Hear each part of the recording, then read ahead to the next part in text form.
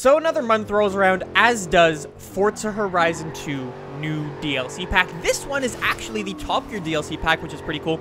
So you guys can actually go and get this DLC pack for yourself right now. I believe it's $5 on the Xbox Live Store. Or if you have a season pass, it's free and you can go download it. Anyways, as I always do with these brand new DLC packs, I like to give my thoughts on the cars in them and just talk about the pack, basically. So before I talk or I get into all of that, all the cars you're going to see in this video are all stock. You can do some upgrading on them. I will mention that for some of the cars, but all the cars you see in this video are going to be bone stock.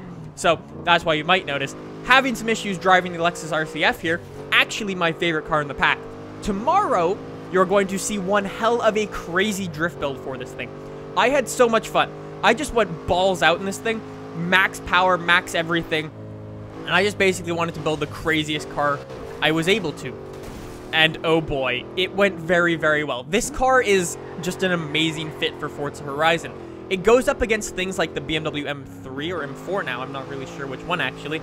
Some Audis, some Mercedes, C63s, things like that. It's just a perfect fit for Forza Horizon, and it's just a really awesome car.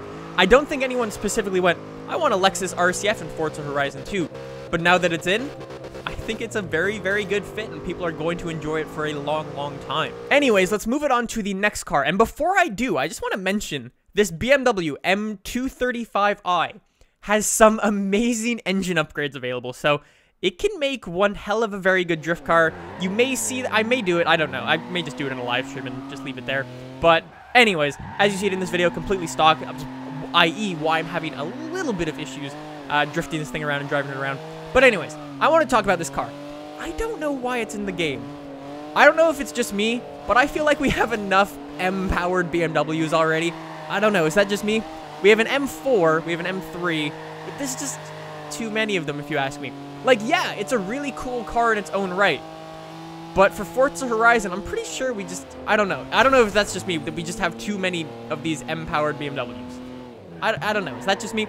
For sure, it's going to be fun to mess around with for a little bit, but other than that, I don't really think anyone's really going to go back to it. The same thing happened with the M4. Yeah, it's a really, really cool car. People tried it out, but I don't really see anyone using it online too much. I don't know. That's just me, though. Anyways, let's talk about the free car for the pack. There's not really much complaining because it's a free car, but if you were to ask me, Ford Lotus Cortina or the Lotus Ford Cortina, I'm not really sure. I don't really have these things here. Twitch chat told me it's a Ford Cortina with a Lotus engine in it, so that's what I'm going to say. I believe that's what it is.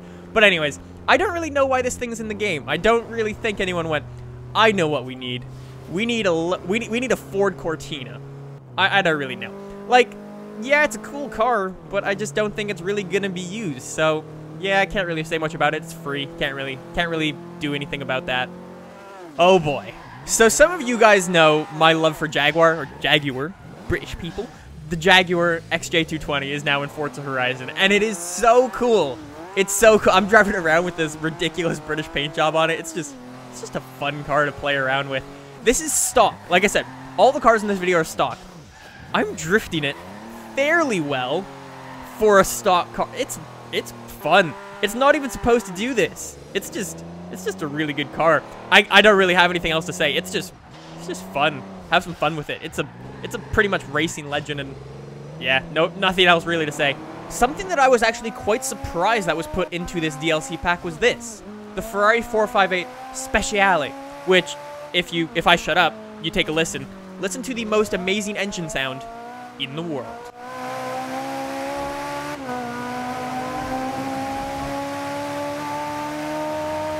It's just an orchestra of amazing sounds. Oh my god, I assume the sound's a little fake. But it's just amazing. I don't even know. Here's why I say I wasn't really expecting to see this. We have a stock 458 in the game already. Essentially, this is just another one with a slightly changed body, some weight reduction, and 35 more horsepower. I believe that's essentially all it is. It's a little more racy and probably some newer stuff in it. Makes it a little bit faster. But I really wasn't expecting to see this. But this may mean good news for the Hellcat, because essentially the Hellcat's just a Challenger with some more horsepower, and that's about it, really. So maybe this is like a foreshadow. Maybe they want to just include cars with like a little bit more horsepower, like special editions of cars. Like we had the stock 458, now we're getting a special edition of the 458. So that means we have the stock Challenger. Maybe we'll get a special edition of the Challenger being the Hellcat. I don't know, fingers crossed for that.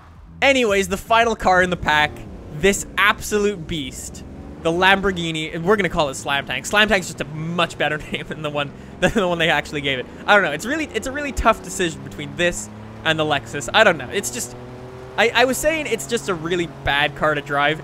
It's just really fun. It's just really fun. So this is completely stock. Obviously, you'd want to do some upgrades because it's extremely heavy. It's a little underpowered if you ask me.